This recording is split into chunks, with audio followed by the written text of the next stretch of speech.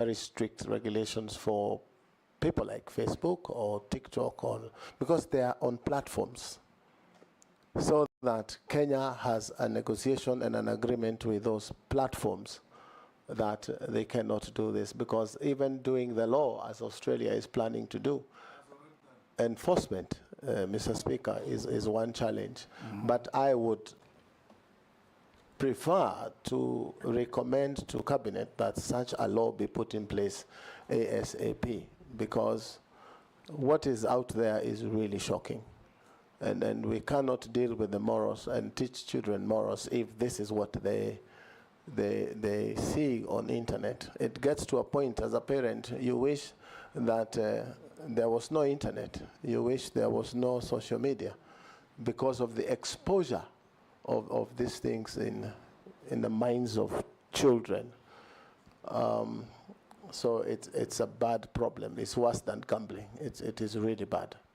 And as Minister, if I'm confirmed, Mr. Speaker, I know there's a lot of money that these companies spend to stay afloat. But as a country, if we take a stand that this cannot happen in Kenya, and a drastic move is taken to ban one of them, then the rest will toe the line. If you see the debate on TikTok and between America and China, you will see that money is really moving, but something positive is about to happen. So as a Kenyan, a parent, and probably as a minister, is something that is really concerning about what is available there. You cannot even face your children in your own living room because of the material that has come to their heads. And you will see a family that has a boy and a girl of probably that age of 7 and 8. Your guess is as good as mine, Mr. Speaker, what you would see them do. And it is killing for a parent to be able to deal with such a thing. Thank you, nominee. I will now ask you a few other questions. You told us how hardworking you are and how much money you have made. What is your net worth in terms of assets, houses, Mr. land, Speaker, cash, and bank?